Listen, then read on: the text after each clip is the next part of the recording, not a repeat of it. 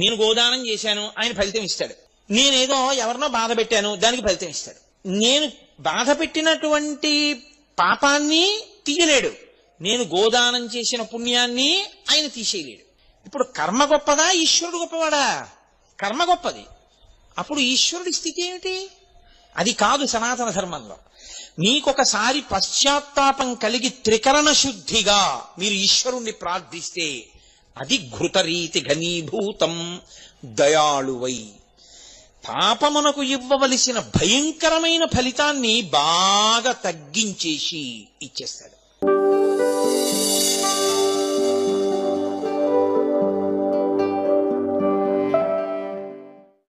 పూర్వం మణినాగము అని ఒక నాగం, చాలా పెద్ద పాము. ఆ పాముకి ఒక లక్షణం ఉండేది, అది నమ్మింది శివుణ్ణి. దానికి ఇదే భయం, గరుత్మంతుడు కొట్టుకుపోతాడని.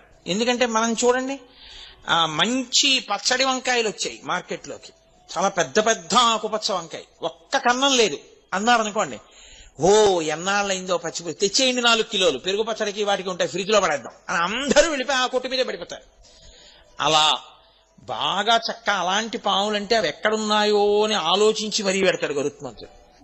అందుకని ఆ మణినాగం ఏం చేసేదంటే బయటికి వస్తూ ఉంటే పుట్టలోంచి శివ శివ శివ శివ శివ శివ శివ శివ అంటూ వచ్చేది. అది శివనామం చెప్తూ తిరిగి శివనామం చెప్తూ ఆహారం తీసుకుని శివనామం చెప్తూ పుట్టలోకి వెళ్ళిపోయేది. అది ఒక రోజున శివనామం చెప్తూ వెళ్ళిపోతోంది. వెళ్ళిపోతుంటే చూశాడు గరుత్మంతుడు. చూసి దొరికిందిరా అని దాన్ని కొట్టబోయాడు. అది నిర్భయంగా పాకుతూ శివ శివ శివ శివ అంటూ వెళ్ళిపోతాను. పరమేశ్వరుడు, ఆయనకి తెలియందే ఉండండి, ఆయన సర్వజ్ఞ, ఆయనకు అన్నీ తెలిసి ఎక్కడేం జరుగుతోందో. ఎప్పుడూ నా పేరు చెప్పే అలవాటు ఉన్నటువంటి మణినాగాన్ని గరుత్మంతుడు కొట్టబోతున్నాడు. ఆయన వెంటనే నందీశ్వరుణ్ణి పిలిచి అన్నాడు, వెళ్ళి రక్షించన్నాడు. నంది ఒకడు శివుడు ఒకడు కాడు, అందుకే వాళ్ళ మధ్యలోకి వెళ్ళాం.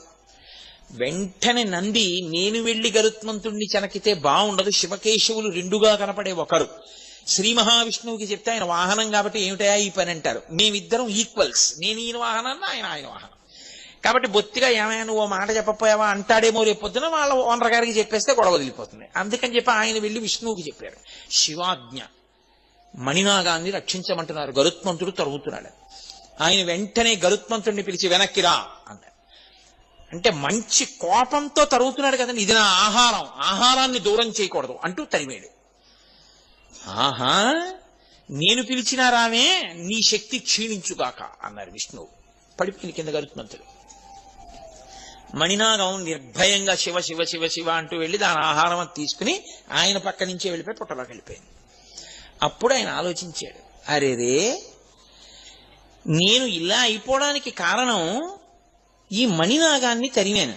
శ్రీ మహావిష్ణువు కబురు చేశారు, నేను వినలేదని అప్పుడు క్షమార్పణ చెప్పి ప్రార్థన చేశాడు. విష్ణువు శక్తినిచ్చారు. ఈయన వెళ్ళి శ్రీ మహావిష్ణువు పాదాల మీద పడి, ఈశ్వరా నాకంత శిక్ష వేస్తారా అన్నాడు. అంత శిక్ష వేయడానికి కారణం నేను వేసింది కాదు, శివాజ్ఞ. అది శివశివ శివశివ అంటూ తిరుగుతుంది, నువ్వు తరమబోయావు. ఆయన వెంటనే కబురు చేశారు కాబట్టి నందీశ్వరుడు వచ్చాడు, నీ శక్తి అందుకు తీసేశాను. శివాజ్ఞ పరిపాలించవలసిందే అందరం. కాబట్టి శివశివ శివశివ శివశివ అనుకున్న మణినాగం బతికిపోయింది ఆయన అనుగ్రహంతో. ఏది సంతతము ఆయన్ని ధరించిందో అది ఆయనకి భూషణం కాదండి. భూషణం అంటే ఏంటి? ధరింపబడినది భూషణం కదా. ఇప్పుడు నేనేదో ఈ ద్రాక్షహారం వేసుకున్నాను, అప్పుడు నాకు అది భూషణం, నేను ధరించాను కాబట్టి. అది నన్ను ధరించింది. ఎలా? దానికి చైతన్యం ఉంటే ఎప్పుడూ నన్నే లోపల వహించి భరిస్తోంది అనుకోండి, అప్పుడు అది నాకు భూషణం, నేను దానికి భూషణం. అందుకే ఆ మణినాగమును గరుత్మంతుడు చెనకలేకపోయాడు. ఆయనే సామాన్యుడు కాడు. పరమేశ్వరుడు అంటే లోకంలో ఎవ్వరూ చెయ్యనంత ఉపకారం చేసినవాడు. గరుత్మంతుని చేత నిత్య భయం ఉన్నటువంటి పాములకి అభయం ఇచ్చి తన ఒంటి మీద వేసుకుని కాపాడినవాడు. అందుకనే ఆయన భుజంగభూషణుడయ్యాడు. ఇది బాహ్యంలో ఉండే. ఇలా నేను చెప్తూ పెడితే, నేను ఇప్పుడు మీకు చెప్పినవి స్కంద పురాణాంతర్గతమైనటువంటి విశేషాలను తీసుకొచ్చి మీకు ఆ మహేశ్వర ఖండంలోంచి వాటిల్లోంచి కొన్నిటిని చూపించాను. ఇలా నేను ఎన్ని తీసుకొచ్చి చూపించినా అనంతము, వాటికి ఏం అంతుండదు, ఎన్నైనా చెప్తాం. ఆదిశేషుడు ఆయన కాలికి గజ్జెగా ఎందుకు అవుతాడు అని ఒక విషయం ఉంది.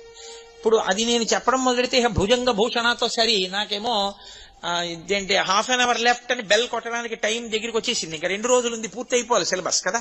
అందుకని ఆయన భుజంగ భూషణం, ఆయన భుజంగములు ధరిస్తాడు. కాదు కాదు, భుజంగం అన్న మాటకి ఒక అర్థం ఉంది. భుజంగం అంటే ఏమిటో తెలుసా అండి? పాము, పైకి అర్థం. పాముకి ఒక లక్షణం ఉంటుంది, మీరు చూడండి, ఏదైనా కదిలిందనుకోండి అంతా కదులుతుంది. ఇప్పుడు నేను లేచాను అనుకోండి, నా శరీరం అంతా కదులుతుంది. పాముకున్న లక్షణం ఏమిటో తెలుసా అండి? కనీస కదలిక లేకుండా కొంత శరీరం ఉండిపోయి కదలికతో కొంత శరీరం ఉంటుంది.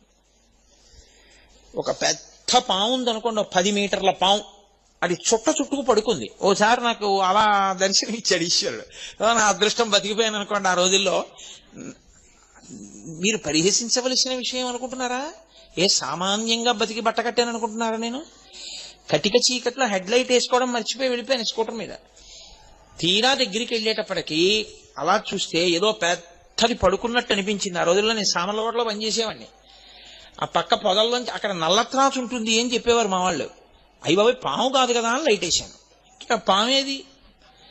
దాని మీది నుంచి ఎక్కేయలేక వెళ్ళలేక ఏం చేస్తున్నానో తెలియని స్థితిలో కుడికాలతో బ్రేక్ తొక్కాను స్కూటర్కి. 2 కాళ్ళు స్కూటర్ మీద నిలబడి కూర్చోడానికి, కారు కాదుగా, ఎడంకాల కిందకు వచ్చింది. అది వెంటనే చుట్టుకున్న చుట్టలో ఇలా అడ్డంగా రోడ్డుకున్నటువంటి శరీరం వెనక్కి తీసింది. పడగ ఇలా ఇలా ఇలా ఇలా వెనక్కి వచ్చి ఇలా విప్పింది. చక్కగా పాదం అక్కడే ఉంది, ఎడం పాదం. హెడ్ లైట్ కాంతిలో మెరిసిపోతోంది. ఇలా పైకెత్తి చూసింది, ఇలా కిందకి చూసింది. ఏమో ఈశ్వరుడు ఏమన్నాడో తెలియదు మరి, కొట్టకు అని ఉంటాడు శివాజ్ఞ. అది తలదించి వెళ్ళిపోయింది అటు. అది వెళ్ళిపోయింది, నేను వెళ్ళిపోయాను. కానీ నేనేం చెవుళ్ళవి చల్లించుకోలేదు. ఎందుకనంటే అది కొట్టేయాలి అంటే అప్పుడు నాకు ఎవ్వరూ లేరు, నన్ను రక్షించగలిగిన వాళ్ళు. చక్కగా కొట్టేయించేది. కానీ అది ఎందుకో ఇలా తలెత్తి చూసింది, కిందకి చూసింది, వెళ్ళిపోయింది. బహుశా వీడు నన్ను చంపుదాం అనుకున్నవాడు కాడు, ఏదో పొరపాటునొచ్చాడు. వీడిని నేను ఎందుకు చంపాలనుకుందో ఏమో, ప్రాణభిక్ష పెట్టి వెళ్ళిపోయింది. ఈశ్వరుడు వీడేదో శివాలయ పునర్నిర్మాణంలో 30 రోజులు ఉపన్యాసాలు అవి చెప్పవలసిన అవసరాలు కొన్ని ఉన్నాయనుకున్నాడో ఏమో, ఉంచేశాడు. కాబట్టి ఆనాడు అది కరవలేదు. కాబట్టి అది ఏం చేస్తుందంటే, ఓ చుట్టుకుని పడుకుందనుకోండి, ముందు దాని తలొకటే కదులుతుంది. తలొక్కటి కదిలి వెడుతుంటే మిగిలిన చుట్ట అలాగే ఉంటుంది. చుట్టంతా ఏం కదిలిపోతుంది దానికి, ఏదో పులి పరిగెడితే లేచిపోయినట్టు, ఏనుగు పరిగెడితే ఒళ్ళు లేచిపోయినట్టు లేచిపోద్ది దానికి. మిగిలిన చుట్ట అలాగే ఉంటుంది. కొంత భాగాన్ని బయటికి వస్తుంది. ఆ తర్వాత అది వెళ్ళిపోదాము అనుకుంటే మాత్రం అలా కదిలి కదిలి కదిలి కదిలి కదిలి కదిలి వెళ్ళిపోయిన తర్వాత చిట్ట చివర తోక భాగం కదిలి వెళ్ళిపోతుంది. ఆ చుట్ట అలా విప్పుకుంటుంది, విప్పుకుని విప్పుకుని విప్పుకుని విప్పుకుని కదులుతుంది. అప్పుడు మొత్తం పాము కదులుతుంది. లేకపోతే ఒక్కొక్కసారి అక్కడ వరకే వెళ్ళి మళ్ళీ వెనక్కి వచ్చి ఇచ్చేది, చుట్టంతా కదలదు. అది కాలము యొక్క స్వరూపం. కాలము భూత భవిష్యత్ వర్తమాన అని 3 కింద కదిలిపోతుంటుంది. చుట్టొక్కటి చుట్టుకు పడుకుంటుంది పాములాగే. అది భూతకాలముగా తినేస్తుంది కొన్నింటిని. గడిచిపోయిన కాలంలో మా నాన్నగారు, మా అమ్మగారు, మా తాతగారు, మా అక్కయ్య గారు అందరూ పడిపోయారు. భవిష్యత్, ఆ భవిష్యత్తులో కూడా తింటుంది, వర్తమానమునందు తింటూ ఉంటుంది. కాలరూపంగా కదులుతుంది. ఆ కదలికకి చుట్టలు చుట్టుకున్నటువంటి ఆ పాము యొక్క శరీరం, ఆ కదలికని కాలం అంటారు. కాలమునకున్న లక్షణం ఏమిటంటే పాపపుణ్య ఫలితములనిచ్చుట, శరీరములనన్నిటినీ పడగొట్టివేయుట. అన్నీ కాలంలో పడిపోతాయి. అటువంటి కాలమునకు అందరూ పడిపోతే, కాలమునకు కాలునికి కామమునకు లొంగక కాలుణ్ణి కాముణ్ణి కూడా నియంత్రించిన వాడెవడో వాడు భర్గ. అందుకని ఆయనకు అది ఆభరణం. అది ఆయన చెవి పక్కన ఇలా పడగ విప్పుంటుంది, కానీ ఆయన ఇలా నిర్భయుడై ఉంటాడు.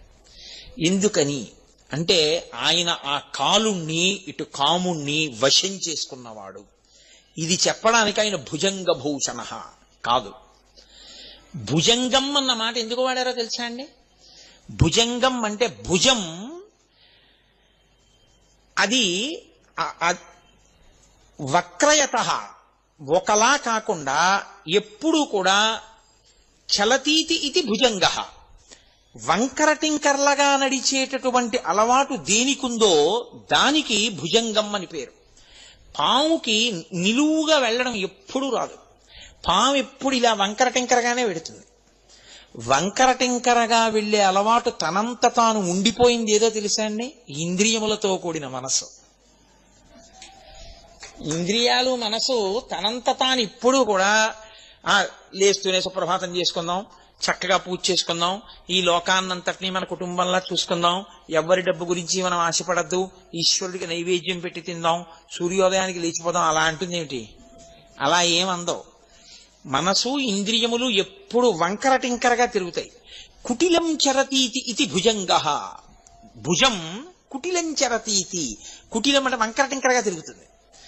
ఈ వంకర టింకర తిరుగుడంతా దేనివల్ల అలవాటైందంటే ఈ ఇంద్రియములతో సుఖములను అనుభవించడానికి అలవాటు పడి ఈ మనసు ఎప్పుడు వంకర టింకర తిరుగుడే తిరుగుతుంది తప్ప తిన్ననైనటువంటి నడక దీనికి రాదు.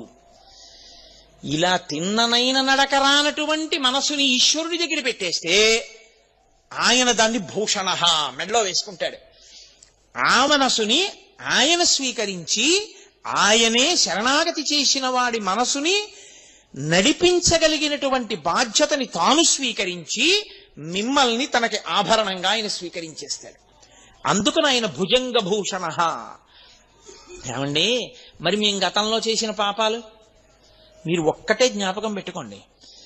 మీకు ఒక్కసారి భగవద్భక్తి కలిగి ఆర్తి కలిగిన తరువాత ఎలుగెత్తి త్రికరణ శుద్ధిగా మీరు పిలవడం మొదలుపెట్టిన తరువాత కూడా మిమ్మల్ని క్షమించి ఉదారుడై మిమ్మల్ని ఉద్ధరించి మీకు పలకకపోతే మీరు ప్రార్థన, పశ్చాత్తాపము, ప్రాయశ్చిత్తము ఈ మాటలకి వాంగ్మయంలో చోటు ఉండదు. ఇక ప్రార్థన అసలు నేను ఎందుకు చెయ్యాలి? నేనేదో పాపం చేశాను, ఏమీ కుదరదు, ఇప్పుడు నేను మారానంటే కుదరదు, అవి అనుభవించు అని ఈశ్వరుడు అన్నాడు అనుకోండి.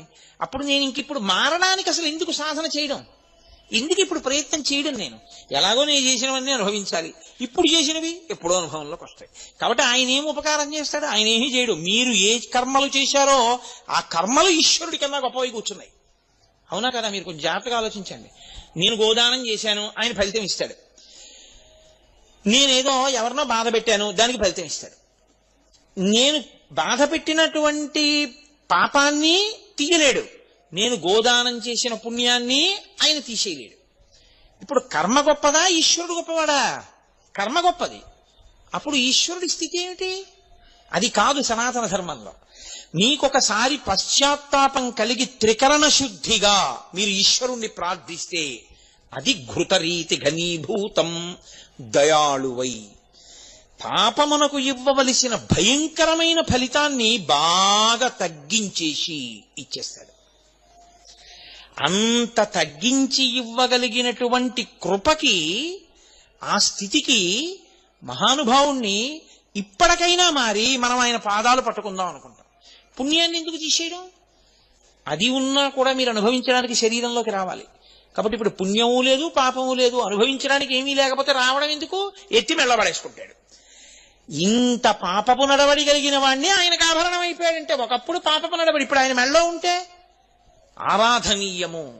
అది ఆ వాసుకి మీకు అనుగ్రహ ప్రదాత అయిపోతాడంతే జీవుడు, ఆ స్థితిని పొందేస్తాడు. ఇది చెప్పడానికి ఆయన భుజంగభూషణ. భక్తి అన్న మాటకు అర్థం ఏంటి? వేదం చెప్పింది చేస్తే కదా భక్తి. అప్పుడు భక్తి లేని స్థితే, భక్తి ఉన్న స్థితే అది. అది మెట్ట వేదాంతం అంటారు, అర్థం లేని వాదం, అది పిడివాదం. కాబట్టి ఆ స్థితిలో ఎవడు నిలబడతాడో వాడికి ఆ కర్మలు మళ్ళీ ఇంకా ఫలితాన్ని ఇవ్వడము అనేటటువంటిది ఉండదు.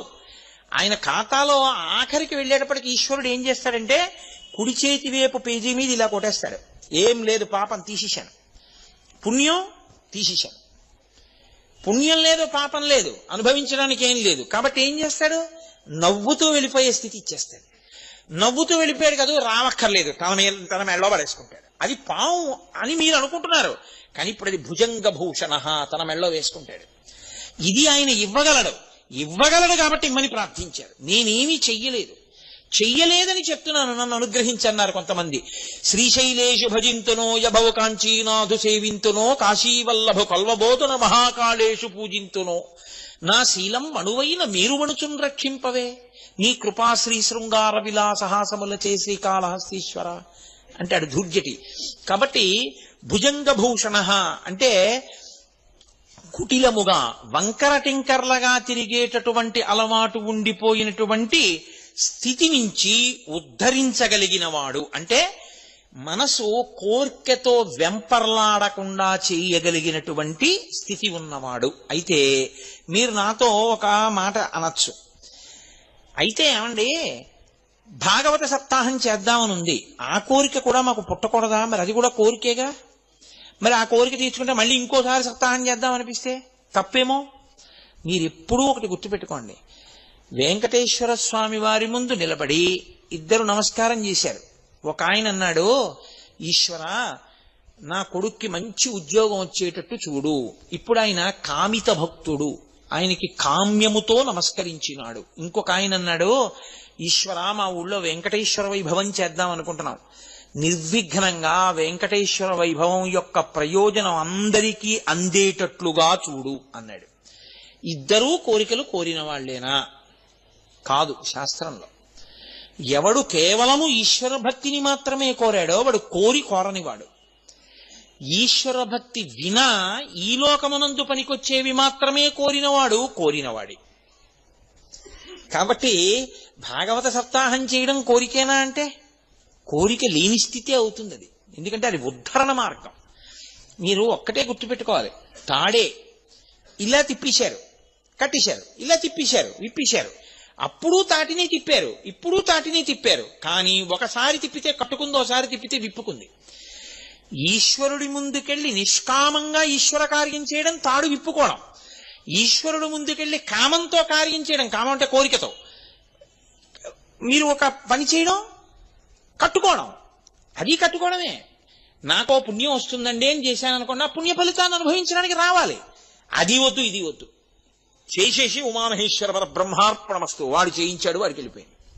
నీకేముంది? ఏమీ లేదు, నాకేం అక్కర్లేదు కూడా. కాబట్టి ఇప్పుడు ఇటు లేదు అటు లేదు, 2 పేజీలు లేవు, పుస్తకం ఏంటి ఇంకా. కాబట్టి వాడు నవ్వుతూ వెళ్ళిపోతాడు. కాబట్టి చేసిన కర్మని ఈశ్వరునికి ధారపోసి బ్రతుకుట త్రికరణ శుద్ధిగా. నీకు ఫలితం ఈశ్వరుడే. ఇలా చేసిన వాడు ఎవడుంటాడో వాడిని ఈశ్వరుడే పొదివి పట్టుకుని ఉంటాడు. ఇంకంతకన్నా ఏం కావాలి నీకు? ఈశ్వరుడే కాపాడుతుంటాడు. అది అచంచల భక్తి. అటువంటి స్థితిని పొందుట కొరకు ఆ మార్గమును దిద్దగలిగిన వాడెవరో వాడికి భుజంగభూషణుడని పేరు. ఎన్ని అర్థాలు వస్తున్నాయి చూడండి. నామం ఒకటే, కానీ ఆ ఒక్క నామంతో ఎన్నిటినో ప్రతిపాదన చేస్తారు. లోకంలో అవతల వాణ్ణి పడగొట్టడానికి ఎన్నో సాధనములు ఉంటాయి. దృష్టి దగ్గర నుంచి, దృష్టి కూడా పడగొట్టడానికి సాధనం తెలుసా అండి.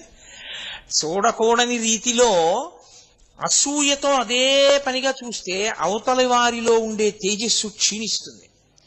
నేను అలా క్షీణించకుండా కొన్ని జాగ్రత్తలు తీసుకుంటూ ఉంటారు. అప్పుడు ఆ దృష్టి నుంచి ఇది విరిగిపోతుంటుంది. అలా విరగగొట్టగలిగినది ఎలా ఉంటుందో అలా అది శివం. ఈశ్వరుని యందు ఈశ్వరుని పడగొట్టడానికి మీకు ఏ సాధనములు ఉండవు లోకంలో. మీకు బాహ్యంలో ఎవరినైనా పడగొట్టడానికి ఏవైనా ఉంటాయేమో, కానీ లోకంలో ఈశ్వరుణ్ణి పడగొట్టడానికి మాత్రం ఏదీ లేదు. అందుకే సనాతన ధర్మంలో ఈశ్వరుడే చచ్చిపోవడం అనేది ఎప్పుడూ ఉండదు. భగవంతుడే భక్తుల చేతిలో చనిపోవుట ఆ మాట అసలు ఉండదు ఆయన దగ్గర. రాక్షసుల చేతిలోనో భక్తుల చేతిలోనో ఆయనే చచ్చిపోతే ఇంకేమిటి ధర్మం ఎక్కడి నుంచి వస్తుంది? కాబట్టి ఈశ్వరుడే అచ్యుతుడై ఉంటాడు, ఆయన్ని పడగొట్టలేరు. ఏ సాధనము చేత పడరు. బాహ్యంలో అయితే ఆయన సృష్టించాడు, ఆయన మంత్రం ఆయన మీద వేస్తే అప్పుడు ఆయన మంత్రం పనిచేయకపోతే ఆయనే పని చేయనట్టు అయింది. అప్పుడు ఆయన మంత్రానికి ఆయన పడిపోడా? ఈ ఆలోచన ఒకటి వచ్చింది ఒకప్పుడు, తెలుసా అండి. అందుకే తత్వ విచారణ చెయ్యాలి మీరు ఎప్పుడు. దారుకావనంలో పరమేశ్వరుడు వెళ్ళిపోతున్నాడు, ఆయనకి నిస్సంగుడు. ఆయన అందం వాళ్ళ భార్యల్ని పాడు చేస్తుందేమో అని ఋషులు అనుకున్నారు. ఎప్పుడూ వైక్లభ్యము లేని జ్ఞానం ఉండడం అంటే చాలా కష్టం. ఋషులకు కూడా భ్రంశం అవుతూ ఉంటుంది అప్పుడప్పుడు. ఏమీ తెలియని వాళ్ళల్లా ఉండేవాళ్ళు ఎవరంటే, అమాయకుల్లా ఉండేవాళ్ళు ఎవరో వాళ్ళకే నిశ్చల భక్తి ఉంటుంది. అన్నీ తెలిసిన వాడికి అమావాస్య మరణం, ఏమీ తెలియని వాడికి ఏకాదశి మరణం అంటారు. అందుకే భాగవతంలో కూడా ఇలాంటి ఘట్టం ఒకటి ఉంది. ఋషిపత్నులు కృష్ణుడికి అన్నం తెచ్చి పెట్టుట అని. కంసుడికి భయపడి ఋషులు తేలేదు, ఋషిపత్నులు తీసుకొచ్చి పెట్టారు. పెడితే మోక్షం పొందారు వాళ్ళు. అలాగే దారుకావనంలో పరమశివుడు వెడుతుంటే ఋషిపత్నులు ఆయన వెంట వెళ్ళారు. ఋషులకు ఆగ్రహం వచ్చింది, అదేమిటి ఈయన మా పత్నులు ఆయన వెంట వెడుతున్నారని. ఆగ్రహం వచ్చి వెంటనే పరమేశ్వరుణ్ణి నిర్జించాలని బాహ్య సాధనములు కొన్ని వేశారు ఆయన మీదకి. ఒక ఇనప శూలాన్ని వేశారు, ఆయన దాన్ని వంచిలా పట్టుకున్నాడు. అలా ఒక పులిని విడిచిపెట్టారు, దాని తోలు ఒలిచి కట్టుకున్నాడు. ఆఖరణ వాళ్ళు ఏం చేశారంటే ఆయన మంత్రములతో సృజించినవి ఆయన రూపములే కాబట్టి ఆయన్ని పడగొట్టకపోతే ఆయనే పని చేయనట్టు అవుతుంది, కాబట్టి అదే వేసేస్తామని ఒక ఆభిచారిక హోమం చేసి అందులో నుంచి ఒక పావుని సృష్టించి ఆయన మీదకి విడిచిపెట్టారు. ఆయన పావు దగ్గరికి వస్తుంటే దాన్ని తీసి ఇలా పట్టుకుని అలా మెళ్ళో పడేసుకున్నాడు. పడేసుకుంటే అలా కూర్చున్నది. ఎన్ని పావులు అనుకుంటున్నారు? ఒక్క పావు కథ అనుకుంటున్నారా? ఆయన మెళ్ళో ఉన్న పావులన్నీ కథలు మొదలు పెడితే పావులు ఎన్నున్నాయో అన్ని కథలవుతాయి. కాబట్టి భుజంగ భూషణ అంటే అదే అయిపోయే నామం కాదు అది. ఆ భుజంగ భూషణ తత్వము ఎంత వెళ్ళిపోతుందో, ఎంత దూరం వెళ్ళిపోతుందో. కాబట్టి నన్ను నిర్జించగలిగినవి, నన్ను పడగొట్టగలిగినవి ఎక్కడా ఏవి ఈ లోకంలో లేవు. మీరు మీ ఉద్ధరణకి వాడుకోవాలి తప్ప నన్ను పడగొట్టడానికి పనికొచ్చేవన్నవి ఎక్కడా ఏ సాధనమునందు లేదు. నేను అచ్యుతుడను, అన్ని నా యందు లీనమైపోవలసిందే తప్ప నన్ను పడగొట్టగలిగినవి లేవు. ఇది నిరూపించడానికి ఆయన పావును తీసి మెళ్ళో వేసుకున్నాడు కాదు. ఇంకొక అర్థం ఏమిటో తెలుసా అండి? పాము రెండిటిని సంకేతిస్తుంది. ఒక పాము మనం శాస్త్రంలో ఎలా చెప్తామంటే నీచమైన పాము అని చెప్తాం. ఇంకొక పాము ఎప్పుడూ అనుగ్రహ స్వరూపమైన పాము అని చెప్తాం. అందుకే మీరు చూడండి, నాగస్పర్శ లేని దేవత ఉండరు. అసలు మీకు యథార్థంగా మాట్లాడితే మనం అంటే యజ్ఞోపవీతం నూలుతో చేసింది వేసుకుంటాం.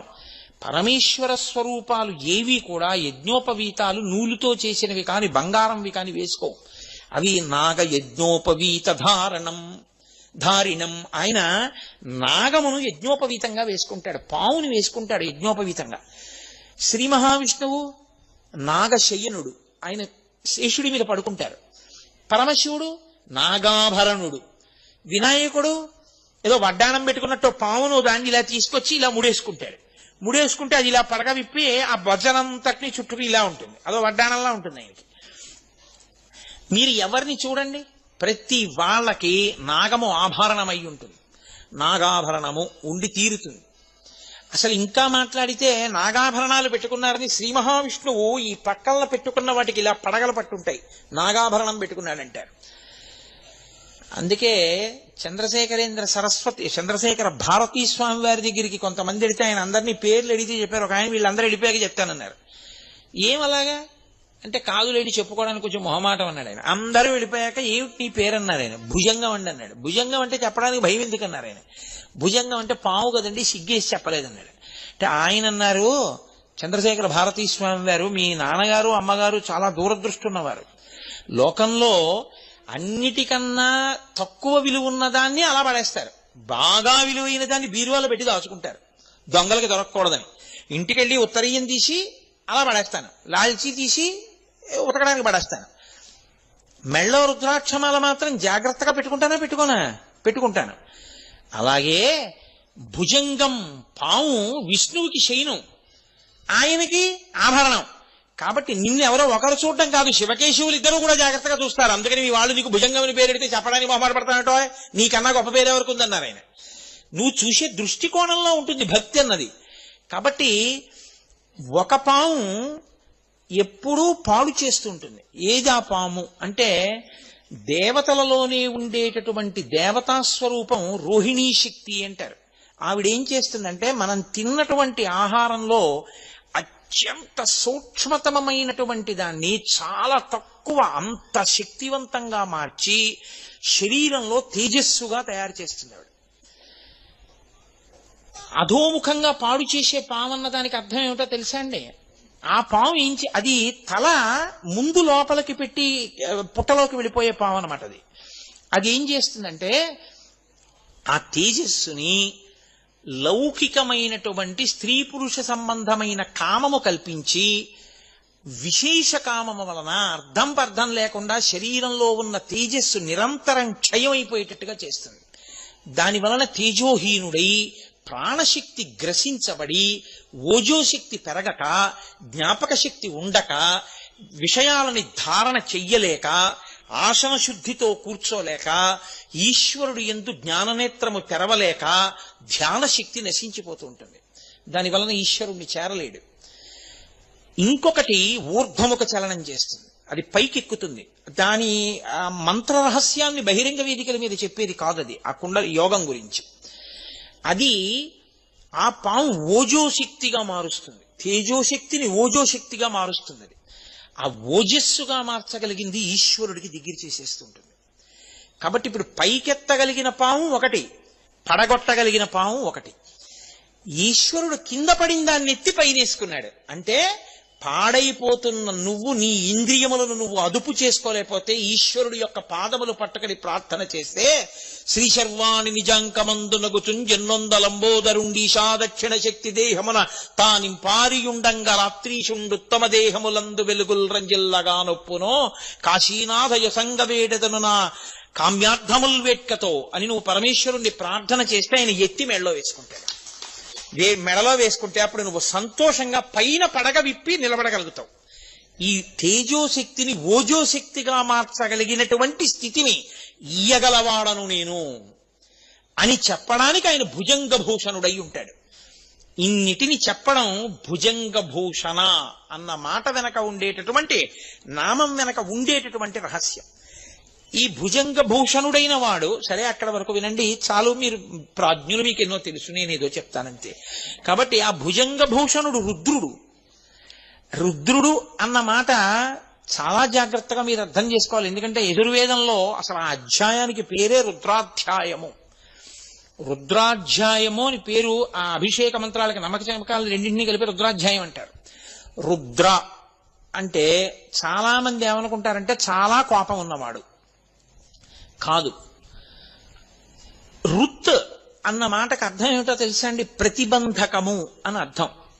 ఓ కమండలంలో నీళ్లు పోసుకుని మీరు ఇలా అభిషేకం చేస్తున్నారనుకోండి, ఓ చిగురుటాకు ఉండిపోయి అది కమండల ద్వారం దగ్గర అడ్డుగా పడిపోయింది అనుకోండి, ఇంకా నీళ్లు వెళ్ళవు, అభిషేక ప్రక్రియకి అంతరాయం వస్తుంది. అప్పుడు మీరు ఏం చేయాలంటే ఆ నీళ్లు ఇలా అన్నారనుకోండి, నీళ్లు వెనక్కెడతాయి, చిగురుటాకు మాత్రం ద్వారానికి అలాగే మూసుకుని ఉంటుంది అంటుకుని. మళ్ళీ వీళ్ళు ఇలా అన్నారనుకోండి, మళ్ళీ నీళ్లు పడవు. ఇప్పుడు మీరు దాన్ని ఇలా ఇలా అన్నారనుకోండి, నీళ్లు బయటకు వస్తాయి, చిగురుటాకు రాదు. మీరేం చేయాలి? ఆ కమండలం అలా పెట్టి లోపలికి చూసి ఒక్కసారి ఏదో నిర్మాల్యానికి ఉన్న తొడిమి తీసి ఆ తొడిమితో ఇలా అన్నారనుకోండి, అది నీటిలోకి వచ్చి తేలుతుంది. అప్పుడు ఆ కాడతో ఇలా పట్టుకుని పైకెత్తి ఇలా పక్కన పడేసి ఇప్పుడు అభిషేకం చేశారనుకోండి, ఉండవలసినవి ఉంటాయి, పోవలసింది పోతుంది కాదు. దాన్ని రుత్ అంటారు శాస్త్రంలో. రుత్ అంటే ప్రతిబంధకము, ఈశ్వరుని చేరుటకు అడ్డుపడుట. ఈ చేరడానికి అడ్డుపడేది ఏదో తెలుసా అండి? అధర్మమే. మీ నడవడే అడ్డుపడిపోతుంది, ఈశ్వరుణ్ణి చేరనివ్వదు, ఈశ్వరుడికి దూరం చేసేస్తుంటది. నడిచాను చేస్తున్నానని ఆయన అనుకుంటాడు. ఆయన దేనికి దూరం అయిపోతాడంటే ఈశ్వరుడికి దూరంగా నడుస్తుంటాడు. ఇప్పుడు మీరు చూడండి, కారు రివర్స్ గేర్ వేసినా కూడా 80 కిలోమీటర్స్ స్పీడ్లో వెళ్తుంది తెలుసా అండి? నేను ఎందుకంటే ఒకప్పుడు ఒక ఊళ్ళో ఓ సందులోకి వెళ్ళబోయి కారులో ఓ సందులోకి వెళ్ళా. నేను వెళ్ళలేదు, ఆ డ్రైవర్ తీసుకెళ్లాడు. అయినా నాకు తెలీదు, ఆ సందులోకి వెళ్ళిపోయాం. నిర్మానుష్యం ఆ సందు, చక్కటి సిమెంట్ రోడ్డు. అలా అది పక్కన రెండు పక్కల పెద్ద దొడ్లు గడ్డిమావులతోటి, కాబట్టి ఇళ్ళులో ఎవరు జనం వచ్చే అవకాశం లేదు, గోడే ఉందంతే. బాగా లోపలికి వెళ్ళిపోయి ఇక్కడేనా అండి బలానా దేవాలయం అంటే వాళ్ళు అన్నారు కాదు, ఆ ముందు సందులోనండి, మళ్ళీ వెనక్కి వెళ్ళిపోయి అలా తిరగండి అన్నారు. అది మళ్ళీ కారు ఇలా తిప్పుకోవడానికి అవకాశం లేదు అక్కడ. అతను ఏం చేశాడంటే ఇంత దూరం కూడా వెనక్కి, నేను అప్పుడే రివర్స్ గేర్లో ఇంత స్పీడ్ వెళ్ళొచ్చు అనమాట అనుకున్నాను. ఒక 50-60 కిలోమీటర్ల వేగంతో వచ్చేసాడు వెనక్కి. వచ్చేస్తే క్షణంలో వెనక్కి వచ్చి మళ్ళీ తిరిగాడు. అలా వెనక్కి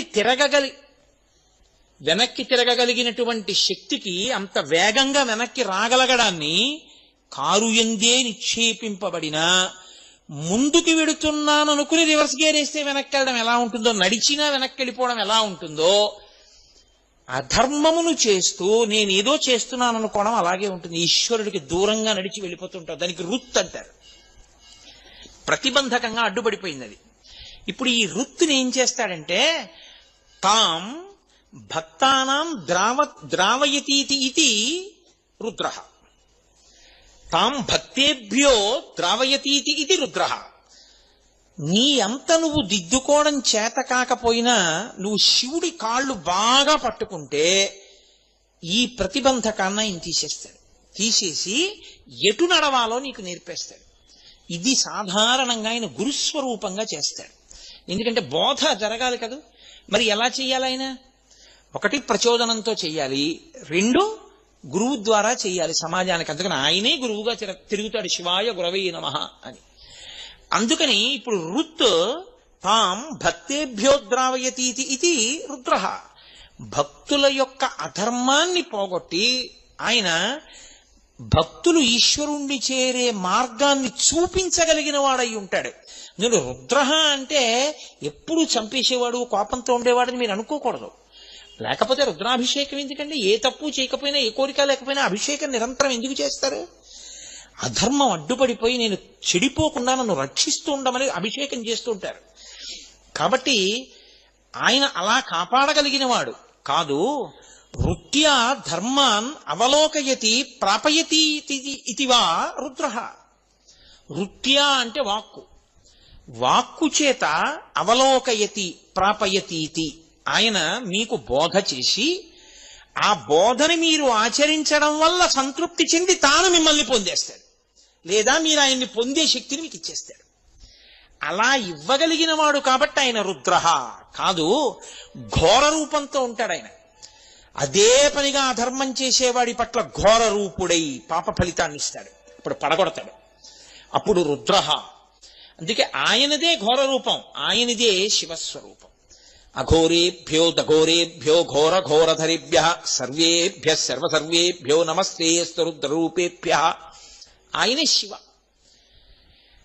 ఆయనే ఘోర రూపం, ఆయనే శివస్వరూపం. ఎలా అవుతాడు అంటే పాప ఫలితాన్ని ఆయన ఇస్తున్నప్పుడు నీలో ఒక మార్పు రావాలి. ఏదో చేసి ఉండకపోతే నాకు ఇంత దుఃఖం రాదు, ఎంత తప్పు చేస్తే ఈ దుఃఖం వచ్చిందో కాబట్టి భరించలేను ఈ దుఃఖాన్ని అనుకుంటే నేను ఇక నుంచి తప్పులు చెయ్యవద్దు అన్న మార్పు వచ్చిందనుకోండి, అది శివానుగ్రహం.